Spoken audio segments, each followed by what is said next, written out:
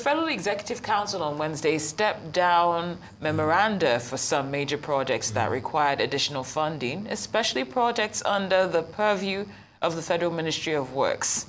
Briefing newsmen after a meeting of the council, which was presided over by President Bola Tinubu at State House Abuja, Minister of Information and National Orientation Mohammed Idris explained that projects affected were those inherited from past administrations which require augmentation. According to the minister, Tinubu had directed a thorough examination of the projects to ensure probity, proficiency, and diligence in their execution. Arise analyst Dayo Sobowale joins us now for his take on this matter. Good afternoon, Mr. Sobowale. Thank you so much for joining us. Good afternoon. It's a pleasure being here.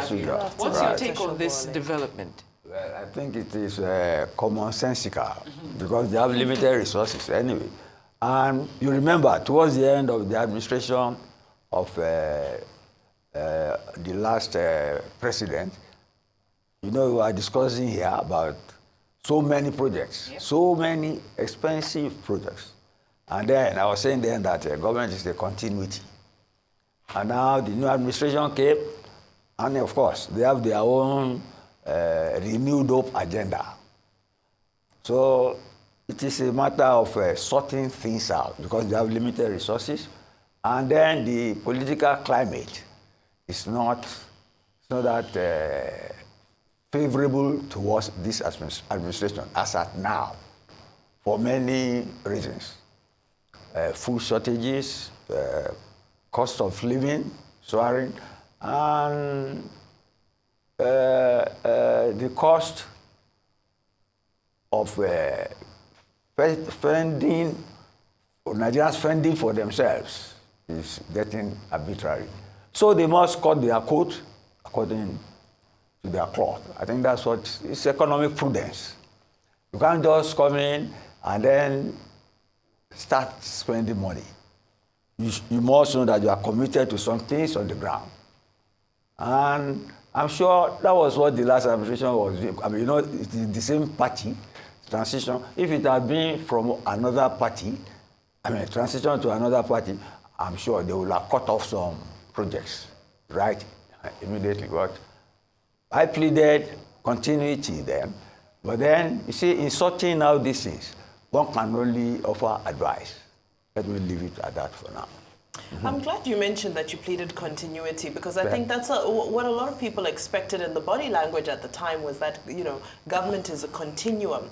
However, when you look at the introduction of some new major projects as well, let's look at the Lagos-Calabar Coast Expressway, for example. Huge projects that are being introduced. Do you think it's right for these massive projects to be introduced before this conversation happened? Wasn't this conversation supposed to have happened before we embarked on all these big new commitments? Well, you are very correct.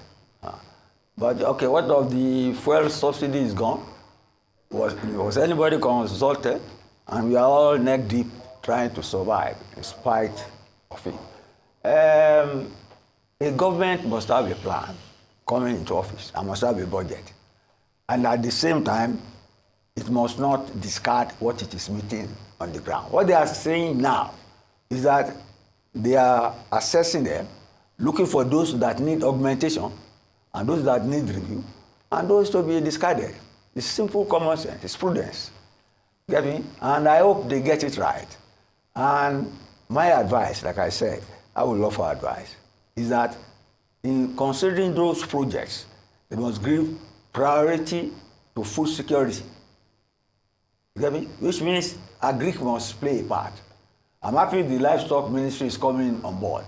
Oh, you're happy? Is that a positive development? Well, can we afford that? Well, given the reason that government has said, you see, they want to give Nigerians protein to eat and provide employment in the industry. Beans is protein. But there are other currents. The Cow Sellers Association, I said they like it. It may look political on the surface. They have separated livestock from agriculture, so that I don't mind that, as long as people have affordable food. Let them have protein so that people have a healthy body and and hopefully a sound mind. You get me? Hopefully a sound mind. Able to accommodate government.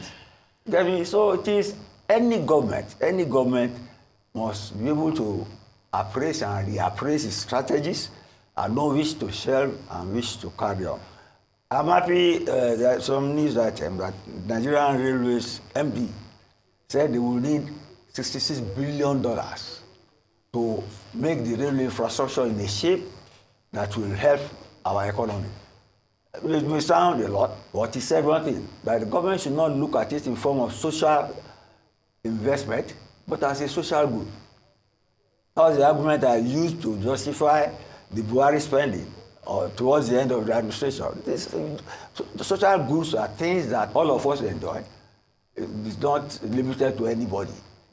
You get it now? Like we all use the roads, we all use the airline, we all get our children to go to school. So infrastructure like that should be put in place and should be prioritized or whatever.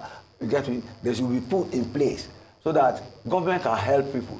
But most importantly, now I would suggest they do a SWOT analysis, but they should know that. They are well educated people. But most importantly, they should put unemployment, food security, you get me? And security on the priority scale. You get me? Industries that, or projects that are tied to that should be given priority. And then again, there was the issue of having a procurement council put in place. According to Attorney General, it was put in place 17 years ago. So there has been another bill to do that. You can understand why, given the Nigerian political terrain. Corruption has always been part of our political culture. Otherwise, that act should have been that 17 years ago. It's like having a football match and there's no referee there. Mm-hmm. That's right. Well said, Mr. That should have been done a long time. But I'm happy the Attorney General has come into it and a bill is to be put. So we can monitor our expenditure, our probity, our accountability. Well said, Mr. Sobowale, especially like the fact that you highlighted that unemployment security and food security should be prioritized. Yes. I'm going to go into the area that you often enjoy when it comes to global models of situations like this. So what lessons can be learned from other countries that have successfully managed project continuity across administrations? Let us learn from our own mistakes here. Okay. Do you get me? No two countries are the same. Parties, political parties, before they get into power, they sell their manifesto. And it is assumed that people vote for them on the basis of their manifesto. Now, if you want me to mention a recent country, you may not like it. France, they just had their election. And it altered their political landscape. You get me?